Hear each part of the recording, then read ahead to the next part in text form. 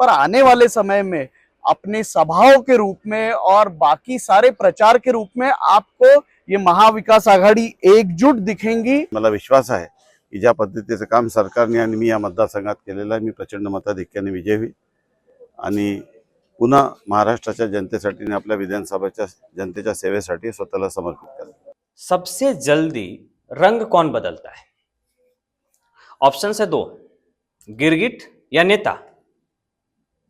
अब आप सोच में पड़ गए, क्योंकि यह सवाल काफी कठिन है, इसका जवाब दे पाना इतना आसान नहीं है। लेकिन आपको याद होगा 6 माह पूर्व लोकसभा इलेक्शन हुआ था और जिसमें लोकसभा में महाविकास आघाड़ी यहां से जीत कर आई थी और 6 महीने बाद विधानसभा का इलेक्शन हुआ। यह सीट शिवसेना को गया। हालांकि लोकसभा और विधानसभा सीटिंग एंड गेटिंग फॉर्मूले के हिसाब से यह दोनों सीट शिवसेना उद्धव बाला साहब ठाकरे की थी, लेकिन इसके बावजूद लोकसभा की सीट शिवसेना ने छोड़ दिया। मित्रता का अपना बड़ा दिल दिखाया और शिवसेना ने यह सीट अपने सहयोगी दल को दे दिया और सहयोगी दल चुनकर भी है। आघाड़ी धर्म का शिवसेना ने यहां पालन किया और अपनी सीट की कुर्बानी देने के बावजूद वो ईमानदारी से यहाँ पे रामटेक में शिवसेना ने काम किया। अब बारी शिवसेना की है, अब ताश के पत्ते पलट चुके हैं। नाही, एक प्रामाणिकपणा ही काही गोष्ट असते ना। तुम्ही बघा, पहिल्या दिवशीपासून आम्ही नुसतं प्रामाणिक आहोत सगळ्यांची। तो शिवसेना के उम्मीदवार विशाल बरबटे हैं, लेकिन वो विशाल बरबटे या फिर वो विशाल बरबटे का कार्यकर्ता जिसने अपने सहयोगी दल को 6 माह पूर्व लोकसभा के लिए जोरों शोरों से मदद किया था, दिन रात एक करके बिना किसी अपेक्षा के मदद किया था, आज उसी विशाल बरबट्टे को यहां से उम्मीदवारी शिवसेना से मिली है, तो वही सहयोगी दल अब उनके साथ बगावत करने को तैयार हो।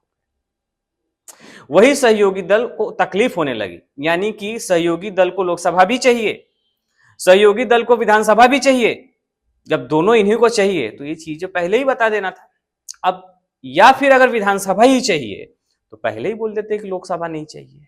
सत्ता का इतना बड़ा नशा, यह चेहरा तो किसी ने देखा ही नहीं था, ऐसा प्रतीत होता है। हालांकि विशाल बरबटे के समर्थकों में भी यही चर्चाएं चल रही थी कि 32 में से, पूर्व विदर्भ की अगर हम सीट की बात करें तो 32 में से सिर्फ एक सीट पर शिवसेना लड़ रही है, उसमें भी अगर तकलीफ है तो यह बड़ी विचारणीय चीज हो जाती है। और आजकल तो वोटर्स काफी समझदार है, इन चीजों को समझते भी हैं और इस आकलन के हिसाब से एक बड़ा प्रश्न उत्पन्न होता है कि क्या शिवसेना के साथ, क्या विशाल बरबटे के साथ उनके सहयोगी दल जो कर रहे हैं क्या वह उचित है? मी समस्त रामटेकच्या जनतेला, विधानसभेच्या ही विनम्र विनंती करतो की मला 20 नोव्हेंबरला जी निवडणूक प्रक्रिया सुरू होईल, मतदान आहे, त्याच्यात प्रचंड बहुमताने विजय करा। आमच्या उद्धव साहेबांचे हात बळकट करा, महाविकास आघाडीचे हात बळकट करा। इतने कम समय में विशाल बरबट्टे ने टिकट लाई, ये भी एक चर्चे का विषय बना हुआ है। हालांकि जो ईमानदारी से आघाड़ी धर्म का पालन करेगा, जो ईमानदारी से पक्ष को आगे ले जाने का काम करेगा, जो अपने पक्ष के लिए एक निष्ठ रहेगा, उसके लिए टिकट लाना कोई बड़ी बात नहीं है।